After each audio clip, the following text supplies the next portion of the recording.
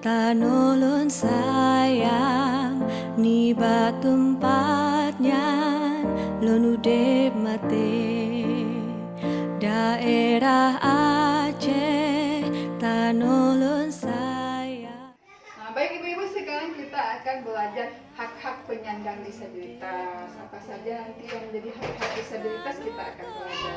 Nah, tapi sekarang kita akan belajarnya melalui permainan. Nanti belajar kita hari ini pasti akan seru ya. Baik, sebelumnya Ibu Ketua boleh bantu saya untuk membagikan kertas dan pulpen satu orang masing-masing satu. Ibu ya, udah siap semua? Sudah dapat pulpen dan kertasnya? Baik, nanti sekarang Ibu dengarkan arahan saya. Saya akan meminta ibu-ibu nanti untuk menuliskan makanan kesukaan ibu-ibu. Nah, nanti tulis masing-masing di kertasnya apa makanan kesukaan ibu-ibu. Ya, silahkan ditulis semua. Sudah?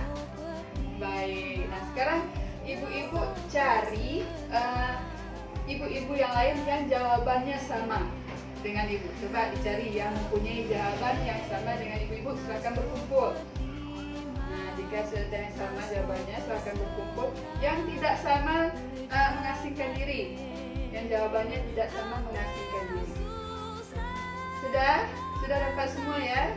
Nah, baik ibu-ibu, sekarang kita cek jawaban ibu-ibu. Masing-masing sudah mencari tadi dengan ibu-ibu yang sama kesukaannya. Sudah ya? Saya sudah berkelompok-kelompok. Nah, kelompok ibu di sini apa tadi bersama apa yang sama makanan kesukaannya? Ayam goreng ya, berarti ada yang suka ayam goreng 5 orang. Ibu di sana? Ibu-ibu di sana suka apa? Soto, ada yang suka soto. Di sebelah sana? Berapa? 4 orang suka apa? Tempe goreng ya. Ibu-ibu Dewi kenapa sendiri apa makanan kesukaan ibu? Sambal peti. Ya, jadi bermacam-macam ya jawabannya. Nah, jadi dari permainan tadi kira-kira apa sih yang ibu pelajari? Ayo, siapa bisa jawab? Boleh, Ibu Ina. Apa sih yang bisa dipelajari?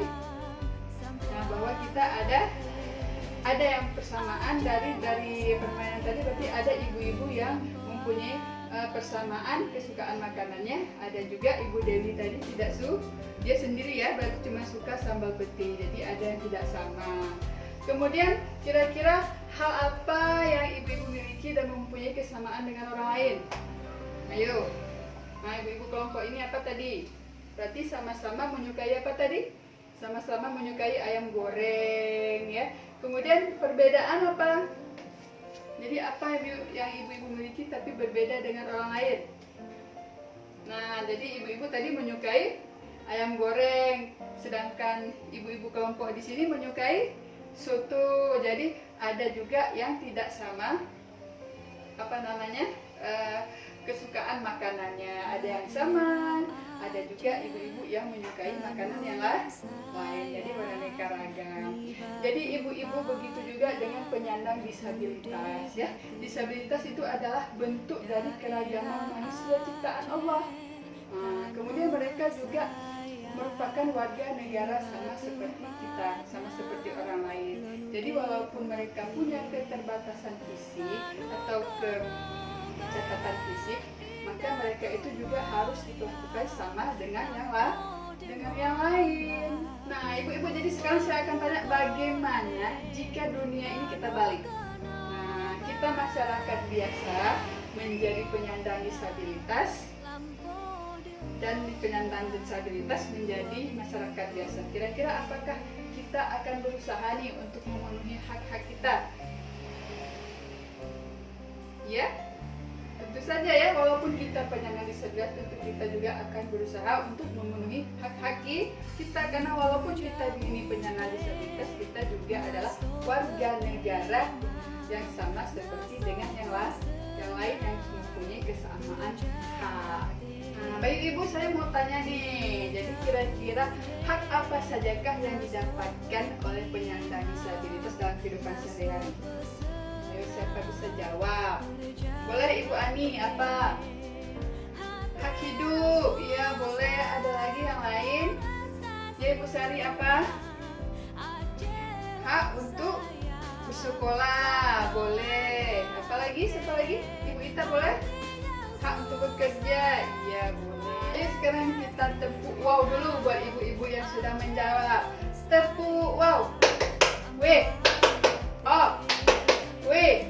Wow. Iya, terima kasih ibu-ibu. Nah, baik ibu-ibu, sekarang kita akan bermain lagi permainan yang kedua. Ini juga tidak kalah serunya. Ya, jadi permainannya namanya adalah permainan hak-hak kami. Nah, di sini nanti saya akan membacakan sebuah pernyataan. Nanti ibu-ibu di sini sudah ada 2 tanda. Sudah pegang semua tandanya? Sudah ya. Yang pertama yang warna hijau ini ada tanda centang. Nanti jika pernyataan yang saya bacakan nanti benar, ibu-ibu mengangkat tanda warna hijau ini atau tanda centang ya. Nah, nanti bila pernyataan yang saya bacakan ibu-ibu anggap salah, maka ibu-ibu nanti mengangkat tanda silang ini yang berwarna merah. Ya, ibu-ibu ya, sudah paham ya? Baik, sudah siap. Sekarang saya akan mulai membacakan pernyataannya. Yang pertama, dengarkan baik-baik, jangan lupa nanti diangkat jawabannya. Yang pertama, anak disabilitas tidak perlu sekolah karena akan kesulitan belajar di sekolah. Benar apa salah? Coba diangkat. Iya, salah ya. Kenapa salah? Ya, walaupun anak-anak disabilitas, mereka juga berhak untuk sekolah. Kalau disabilitasnya ringan, maka dia bisa sekolah di tempat umum. Tapi kalau memang disabilitasnya sedang atau bisa parah, masih bisa sekolah, mereka masih bisa di sekolah khusus. Ibu ya. Nah, sekarang kita lanjutkan pernyataan yang kedua. Penyandang disabilitas harus cukup gizi. Nah, coba diangkat jawabannya. Iya, benar ya. Nah, walaupun mereka disabilitas, tapi mereka juga harus memiliki gizi yang cukup. Nah, untuk apa? Untuk daya tahan tubuh mereka supaya mereka tetap sehat. Baik, sekarang kita lanjutkan pernyataan yang ketiga. Anak-anak tunanetra tidak akan bisa membaca, jadi tidak perlu disekolahkan. Ayo, benar apa salah? Salah, iya. Kenapa? Anak-anak tunanetra dia punya sekolah khusus, jadi ada cara membaca mereka, ya. Jadi mereka itu punya cara belajar khusus bagaimana cara mereka bisa membaca. Jadi walaupun mereka tunanetra tetap harus diantarkan ke sekolah. Baik ibu-ibu, terima kasih. Sekarang kita lanjutkan lagi pernyataan yang keempat. Anak tunawicara perlu sering diajak bicara. Benar apa tidak? Coba diangkat jawabannya. Iya, betul sekali. Walaupun mereka itu tidak bisa bicara, tetapi kita juga harus mengajak mereka berbicara. Bagaimanapun mereka adalah membutuhkan teman. Nah, jadi walaupun tidak bisa bicara, tetap kita harus mengajak mereka untuk bicara walaupun dengan bahasa isyarat. Baik ibu-ibu, nomor 5 sekarang kita lanjutkan.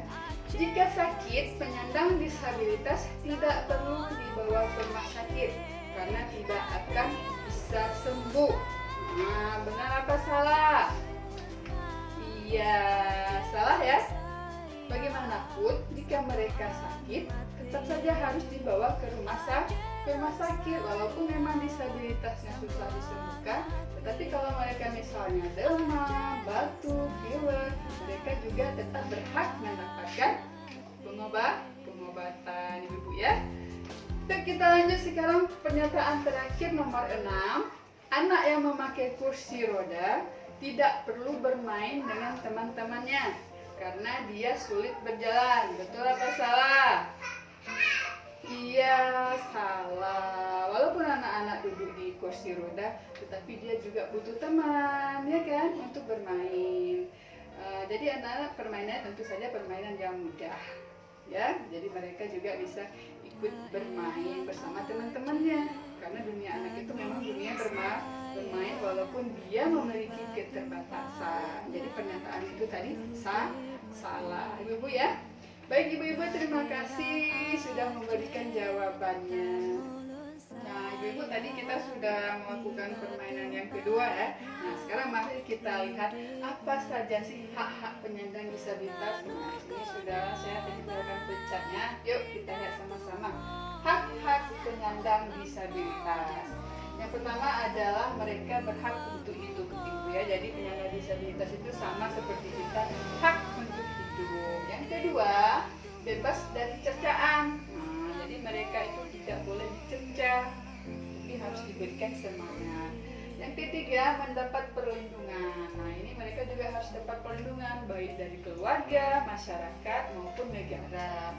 Kemudian mereka juga berhak mendapatkan bantuan hukum. Nah, jika ada bermasalah dengan hukum, maka mereka pun juga berhak mendapatkan bantuan hukum. Nah, kemudian mereka juga berhak bersekolah. Walaupun mereka penyandang disabilitas, maka mereka juga tetap berhak untuk bersekolah. Kemudian mereka juga berhak untuk bekerja. Nah, disabilitas ini juga berhak untuk bekerja sesuai kemampuan mereka. Kemudian mereka juga berhak untuk hidup sehat. Jadi untuk mendapatkan gizi yang seimbang supaya mereka sehat. Kemudian mereka juga berhak untuk beribadah. Nah, mereka juga berhak untuk melakukan beribadah sesuai dengan agamanya masing-masing. Kemudian apalagi hak mereka? Hak untuk berolahraga. Nah, ini juga mereka berhak untuk melakukan olahraga sesuai kemampuan mereka. Kemudian selanjutnya, disabilitas juga berhak untuk bebas dari kekerasan dan juga eksploitasi. Nah, ini juga penting ya. Jadi mereka itu harus bebas dari kelakuan buruk atau eksploitasi menggunakan mereka misalnya untuk mengamis atau untuk mengemis, itu tidak boleh ya. Mereka harus bebas dari itu. Kemudian mereka juga berhak untuk tidak dikucilkan. Nah, jadi jika ada mereka di tengah-tengah kita, jadi kita tidak boleh mengucilkan penyandang disabilitas ini. Kemudian yang terakhir, mereka juga berhak diperlakukan sama dengan orang lain. Jadi kalaupun mereka ini penyandang disabilitas, jadi mereka tetap harus kita perlakukan baik dan sama dengan orang lain. Nah, Ibu, sekarang saya mau bertanya ini, ada nggak penyandang disabilitas di sekitar tempat tinggal Ibu? Ada ya? Ada yang ada. Bagaimana kondisi mereka? Sehat, alhamdulillah. Kemudian bagaimana perlakuan keluarga terhadap mereka? Apakah mereka diperlakukan dengan baik atau tidak? Baik ya, diurus dengan baik, alhamdulillah. Kemudian bagaimana perlakuan masyarakat nih, ibu-ibu terhadap penyandang disabilitas tadi? Ya, jika mengalami tetap ya diperlakukan sama ya. Jika mereka mengalami kesulitan, dibantu. Baik ibu-ibu, jadi penyandang disabilitas ini juga memiliki hak yang sama dengan warga negara lainnya ya. Walaupun mereka disabilitas, jadi mereka itu mempunyai hak yang sama juga dengan kita yang normal. Jadi kita harus memperlakukan mereka itu dengan baik dalam memenuhi hak-hak mereka. Nah, dan kita semua mempunyai kewajiban agar hak-hak penyandang disabilitas tadi itu terpenuhi dengan baik. Jadi begitu Ibu ya.